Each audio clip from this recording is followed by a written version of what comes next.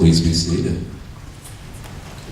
So before we start, I'd like to invite the grandparents up here to light the candles.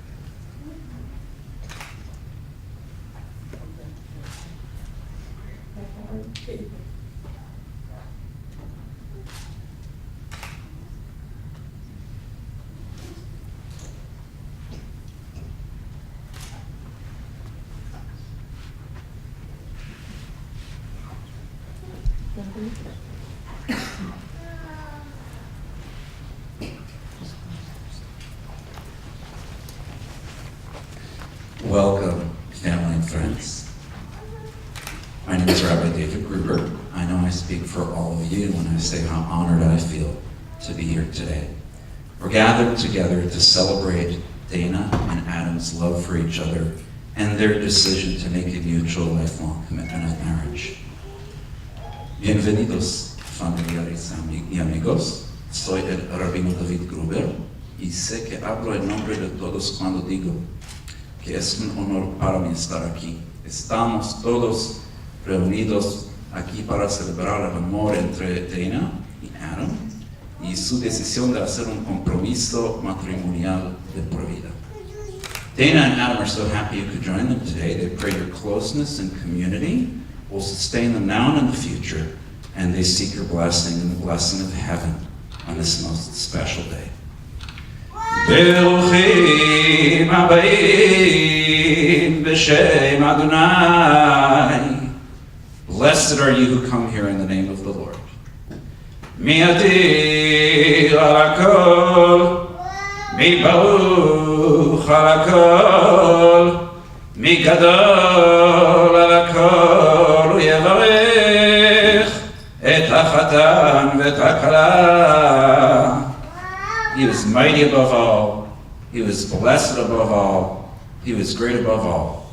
May he bless the bride and the groom. Together, Deynna and Adam stand under the chuppah a symbol of the home they built together.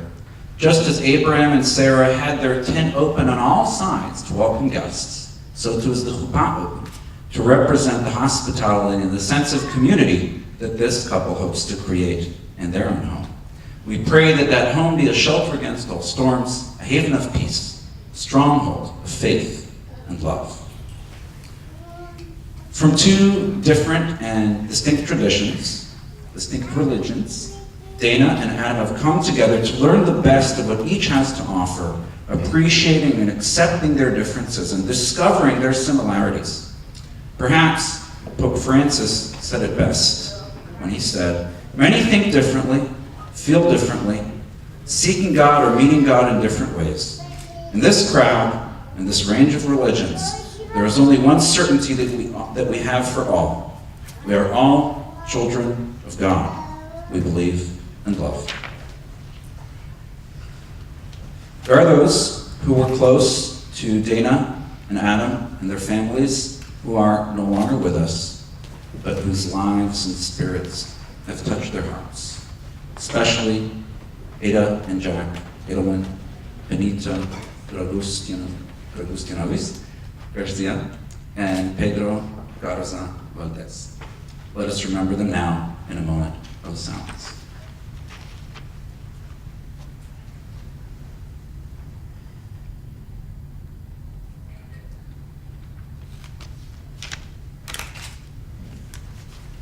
At this point in the ceremony, I think the bride and groom could use a drink.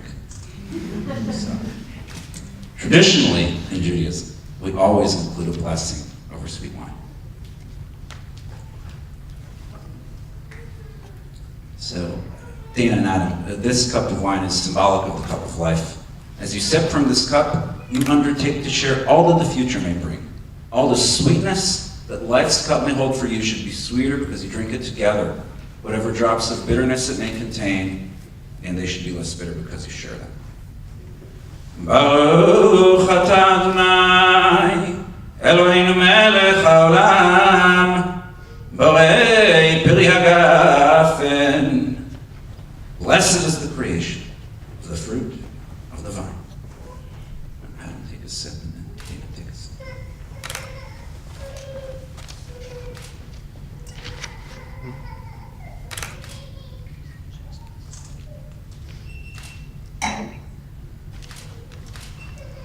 So friends, our shared traditions embrace lifelong learning and learning from everyone.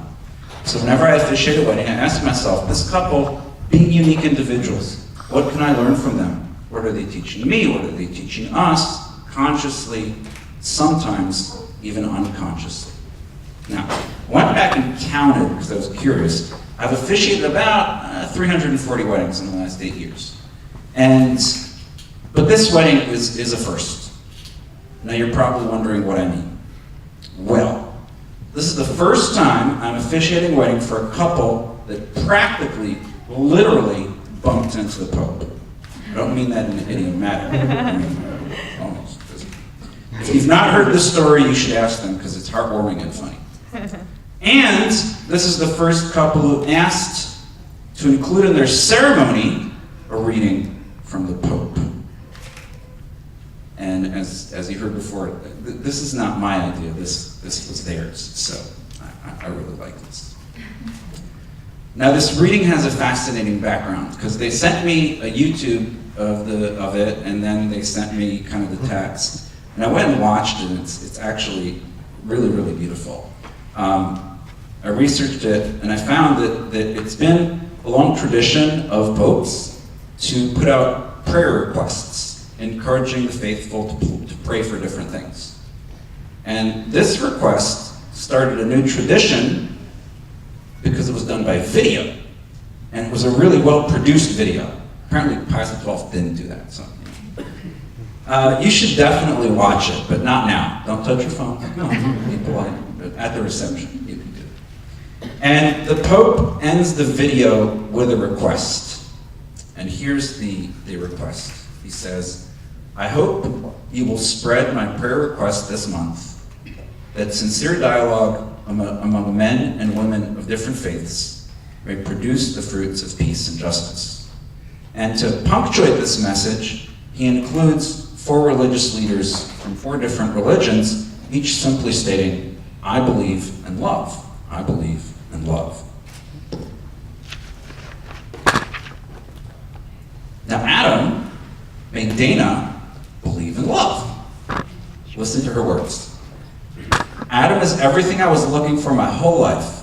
He's the smartest person I know. He has the most amazing personality. My family and close friends love him. The most important thing is that he is my best friend and I can share everything with him. He's my partner in this journey of life. And Deynna made Adam believe in love. Listen to his words. After getting to know Deynna, I knew that she was the woman I wanted to spend the rest of my life with. She's smart, determined, motivating, loving, spontaneous, and she's my best friend. I'm very excited to be spending the rest of my life with my best friend. And the Pope's words and Deynna and Adam's words reminded me of something a long-gone sage once said. The ancient rabbis tell us that Jerusalem was destroyed because of one great sin, sinat chinam, unwarranted hatred. Hatred for no particular reason. And so in the previous century, the first chief rabbi of Palestine, Rabbi Abraham Isaac Cook, said that only one thing will bring about peace and redemption of Jerusalem. Ahavat chinam, unwarranted love. Love for no particular reason. Now, it's just up to you and me. The message is clear, the path is known, the course is set. All we have to do, men and women of different faiths, is stay together, like these two, like the Pope did, and say, I believe in love. You're already facing each other. That's perfect. You've got your vows? Yeah? Okay. So now you're going to affirm your commitment to enter into this covenant of marriage. And would you like to say it would you like to hold the microphone so everybody can hear you? You don't have to. Up to you. Yeah? Sure, yeah. Yeah? Okay. You can go first. It's your bride. You can do whatever you want today. Okay. Adam, you're my best friend. Sorry. I take you as my partner in this journey of life. I promise to support you, support your dreams, respect our differences, listen to your stories, even though I've listened to them multiple times. That's true. I promise to comfort you when UCF loses and drink a beer when they win. I will always love you. Deynna, you're my best friend. You're beautiful, loving, and inspiring. I promise to love you even when we can't figure out what to eat or watch on Netflix.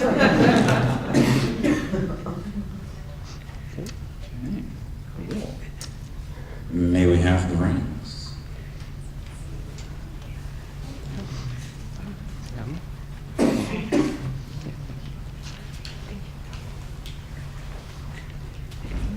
Perfect. Okay. So these rings, in their unbroken wholeness, are tokens of your union and of your love. They represent the enduring trust and affection you bring to one another. They are outward and visible symbols of an inner spiritual bond. And so Adam, you're going to go first this time, okay? Mm-hmm. So go ahead, and I think you're going to have your hands full. So I'll hold the microphone for you this time. Go ahead and extend your finger, Deynna, and I'd like you to repeat after me as you put the ring on Deynna's finger. I give you this ring I give you this ring as a symbol of my commitment to you as a symbol of my commitment to you and to our partnership. and to our partnership in life. I have my heart always. You have my heart always. And now go ahead and extend your finger. And Deynna, please repeat after me as you put the ring on Adam's finger, preferably looking at him while you're doing it. Oh, There you go. I give you this ring I give you this ring as a symbol of my commitment to you as a symbol of commitment to you and to our partnership in life. and to a partnership in life. You have my heart always. You have my heart always. Deynna and Adam, may the meaning of these rings and your loving words to each other sink into your hearts and bond your lives together, that you may be truly dedicated to each other. Then will these rings embody the words of the Song of Songs. Simeni, קח אותם על ליבך, קח אותם על זרועך, כי עזך מוות אהבה, מים רבים לא יוכלו לכבות את האהבה. Wear me as a seal upon your heart, as a seal upon your arm. For love is infinitely strong. Many waters cannot quench love. No flood can sweep it away. Ponme como un sello sobre tu corazón, como una marca sobre tu brazo, porque el amor es infinitamente fuerte. Las muchas aguas no podrán apagar el amor, ni lo ahogarán los ríos. So, the unity candle. The unity candle is symbolic of Deynna and Adam and their two families joining together as one in the new union of marriage. Earlier, the couple's grandparents lit the two smaller candles representing their families and their individual lives. And when they light the central candle together, the two smaller candles remain lit, as they do not lose their individuality, yet they and their families are united. The unity candle and its new brilliant light represents their new union. And though this is a Christian custom originating on the Isle of Malta, the words of the 18th century Jewish mystic Rabbi Ezra Baal Shem Tov describe the symbolism of this custom beautifully. And so while they light the candle, I'm going to read the words of the rabbi. Just each one of you grab one of the candles and light the center. From every person there rises a light that reaches straight to heavens. And when two souls are destined to find each other, their two streams of light flow together. And a single brighter light goes forth from them, being united. They do not lose their individuality. They are united in a bond so close.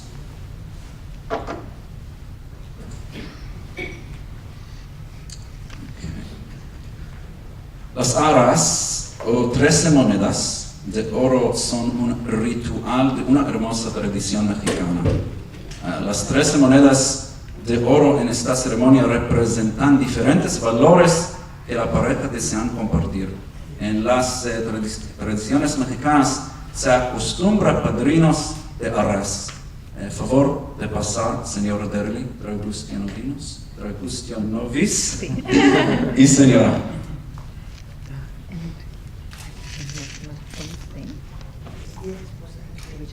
Just into, actually what I'm going to do is I'm going to grab a hold of them. Yeah, that's fine. And then I'm going to give them to you one by one. Okay? That's how it works. I need you to hold your hands open. Okay? No, just his. You'll get him eventually. That's the custom. You'll get him eventually, don't worry. Okay. So, ellos son en concreto el amor, la armonía, la cooperación, el compromiso, la paz, la felicidad, la confianza, el respeto, el cuidado, la sabiduría, la alegría, la plenitud y la crianza. Que estas monedas sean un símbolo de mutuo amor, fidelidad y confianza. Okay. Adam, por favor, repite después de mí.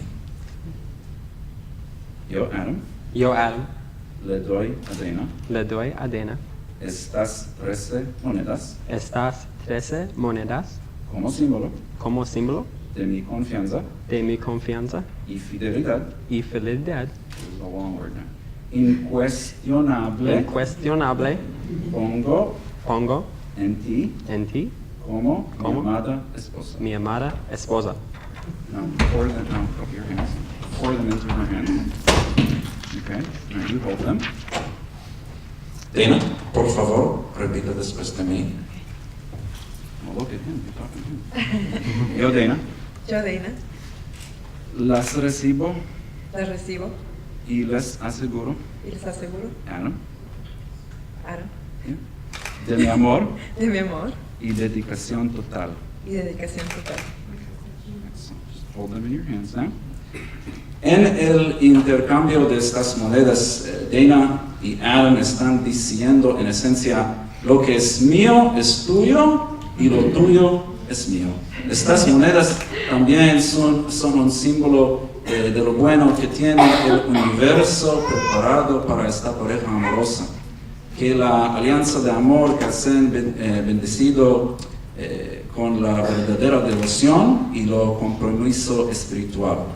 Deynna y Adam, recuerde cuando el egoísmo se manifiesta, conceda la generosidad.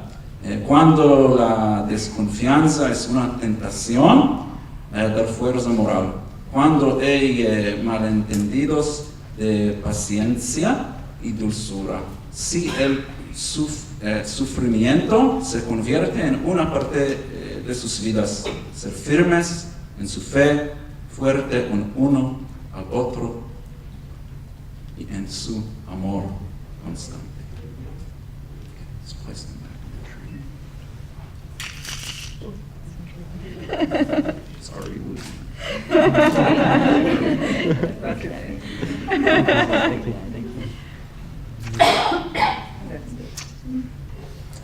En muchas culturas se incluyen rituales de unión en sus ceremonias de boda.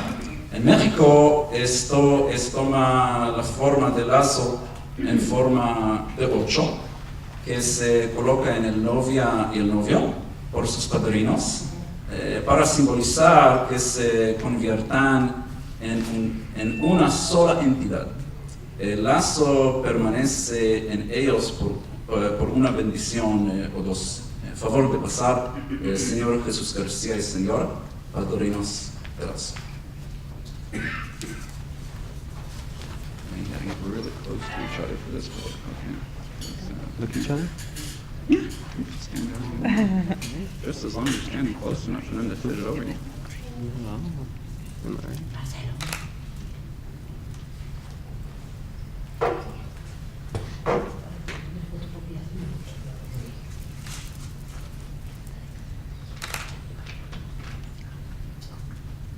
I made a nice and big one for you. Yeah, go for it. There we go. Okay. Just gonna leave it on for a little bit. Yeah. Perfect. That's beautiful. La copia más antigua de escritura que teólogos han encontrado es la bendición sacerdotal. Esta bendición es común tanto en las tradiciones judías y cristianas. Nuestros antepasados, los autores de la Torá, imaginaron el primer sacerdote alto, Aarón, hermano de Moisés, bendiciendo a los hijos de Israel con estas mismas palabras. Hasta el día de judíos adjuntar una cualidad mítica especial a esta bendición cuando es recitado por alguien como yo, que desciende del antiguo sacerdocio israelita. Deynna y Aaron, ahora bendigo con las palabras de mi gran antepasado. Yevarechecha Adonai v'yishmerecha. May the Lord bless you and keep you. El Señor te bendiga y te guarde. Yael Adonai panav elecha v'yichoneka. May the Lord shine his countenance upon you and be gracious unto you. El Señor haga resplandecer su rostro sobre ti y tenga de ti misericordia. יישא אדוני פניו אליך ויעשה לך shalom. May the Lord look upon you with favor and grant you peace. El Señor alce sobre ti su rostro, ponga en ti paz. Favor de pasar, Señor Jesús García, Señora, padrinos de las.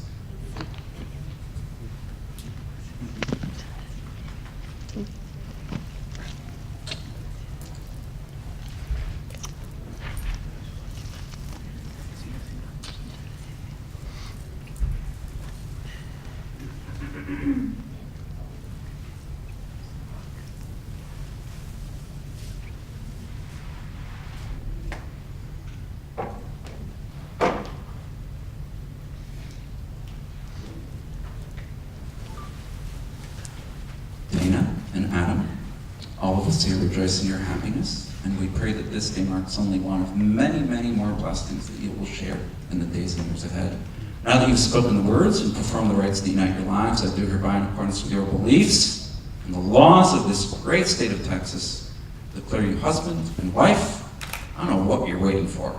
Kiss your bride.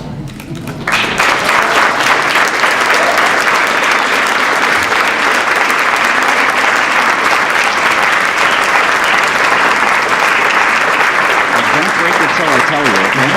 You jump in the deal. So we end the ceremony with the breaking of this glass, which traditionally marks the end of the wedding ceremony and the beginning of the wedding celebration.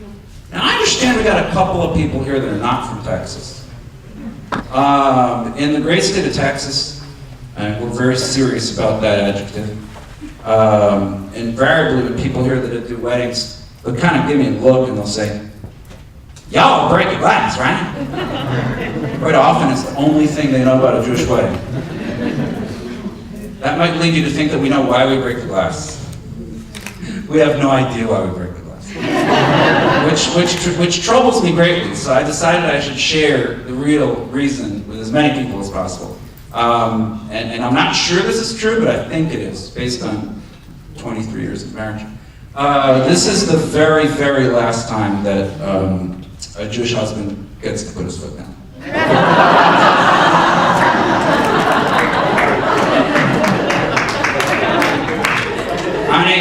On a slightly more serious note, in an interfaith wedding such as this one, there really is a wonderful symbolism that Deynna and Adam teach us in the fractured world that we live in today.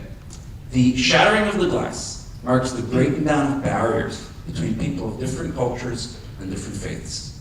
And so we look to the bride and groom and we say, Deynna and Adam, may that they arrive where everyone, the world over, shares the type of love and happiness that you do, regardless of background or culture or faith. As Adam breaks the glass, I invite all of you to shout Mazel Tov, which here in Texas means congratulations.